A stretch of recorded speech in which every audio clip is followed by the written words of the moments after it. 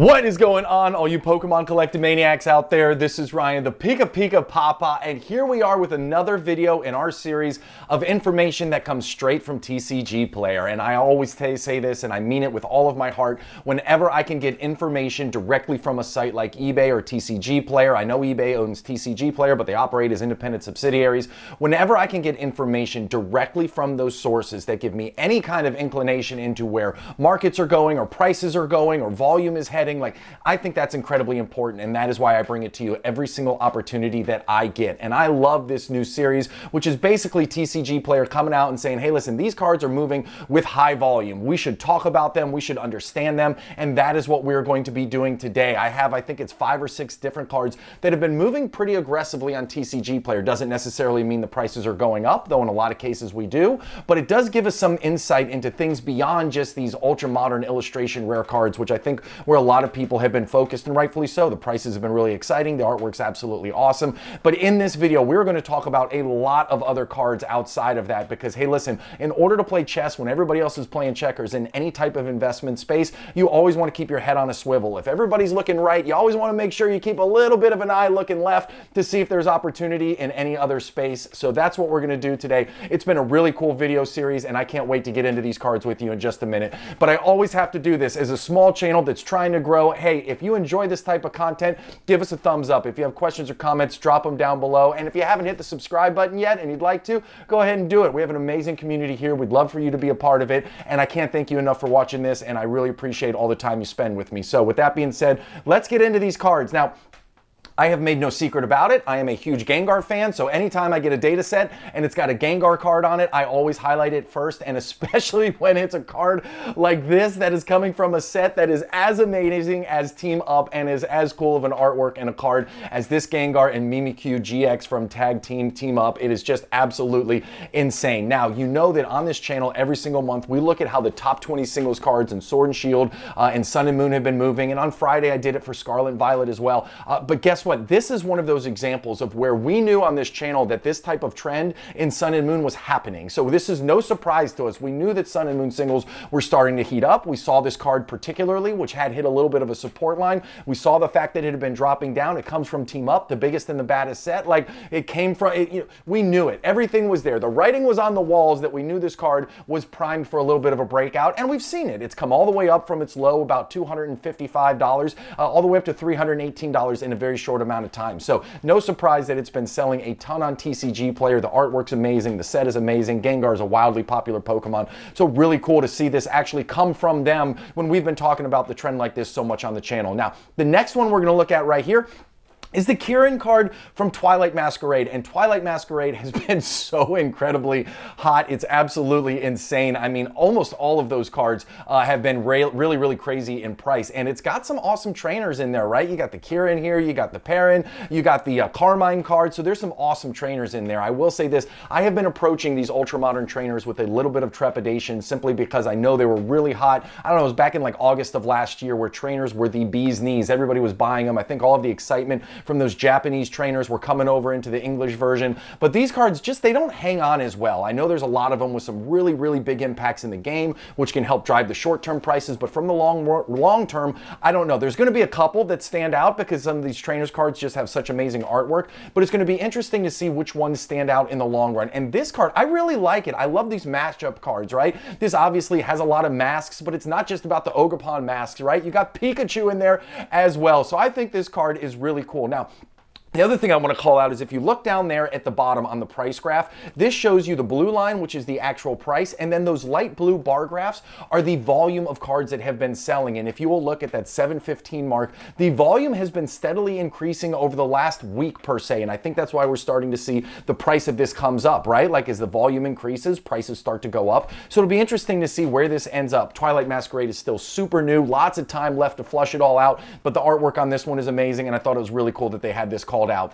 The next one right here is from Paldan Fates, and I am a huge fan of Paldan Fates. I think it has all the makings of being a great set. I think 151 gets all the love and all the praise, which it rightfully should. That is a set for the ages, and a lot of people sleep on Paldan Fates overall. Paldan Fates with that Mew card, that Charizard card. We looked at that Charizard card on Friday, and the amazing fact that it has held its flat price at $115 really over the last 4 to 5 months, considering how new that set is, just shows you there's a ton of excitement on it. So when I saw this Raichu Baby Shiny card on here, I was all kinds of excited. Now again, the price movement over the last, say, 45 days hasn't been overly aggressive, but there's been a lot of volume. It's been trading hands a whole lot. Now, don't forget, we have learned how big cards in a certain era can kind of prop other ones up, and obviously you got the Raichu card from Paldea Evolved, okay? A super hard card to get in good grade. We've seen that illustration rare card just do really, really well from a price perspective, so that could be bleeding over a little bit into this, but I don't think that's the main driver. I think it's just a combination that it's a great card at an affordable price in a really great set like Paldean Fates,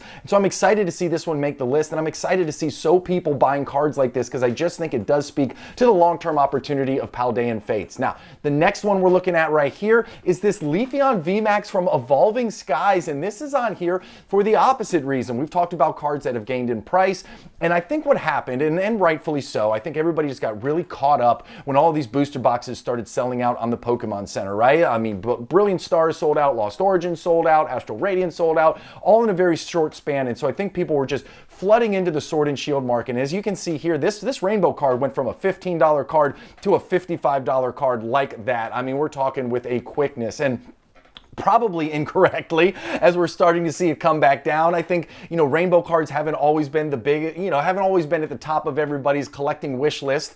So when I see this card on the list, because the volume is starting to drop and it's starting to come back down, it makes a lot of sense to me. And hopefully this is just a lesson for everybody. Now, it's from Evolving Skies, which is obviously the set from the Sword and Shield era. So I think it's going to hold on to some of that value. But it'll just be interesting to see where it eventually flushes out at. So not every card from the biggest set is going to give us great long-term price appreciation. Now, I do think, when you're talking about any kind of evolution, especially from Sword and Shield era, there's a lot of excitement around it. So we shall have to see, but I would not be pulling the trigger on this one. I think it might have a little bit further to fall. And it was really cool to see this one on this list. And I think it does give us some opportunity for some learnings moving forward.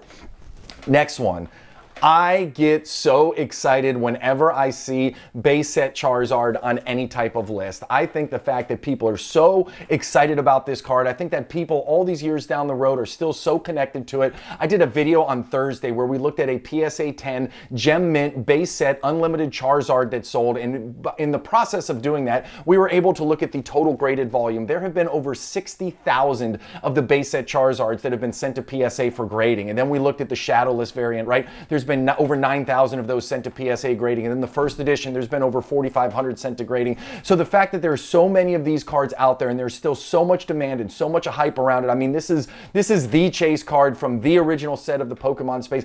I just get so excited when I see this. This is a great indicator to me that there is so much interest in the hobby. And again, this is not a cheap card. You're talking about $350 for one of these cards, and people are still buying it with the amount of velocity that TCG Player raises its hand and says, hey, guess what? This is going crazy. We have to make it a special call out for a video like this. So it really gets me excited to see this. Now, one of the things you'll see is it had slowly creeped its way up for a long time. Last time this was featured on a video, we talked about the price appreciation that we had seen all the way to March of 2024. Now the price dropped significantly, about $30 back, about $70 back then, all the way down to about $320, but now it's starting to work its way back up, and it's finding some support lines at the $350 mark. So again, this is an old card. It's not graded. I don't know how much future price appreciation is going to be there. It will grow over time. I think it's going to be a more slow and steady growth, but what I do like about it is, again, there's so much volume that TCG Player called it out. Super excited to see all the interest in this original set.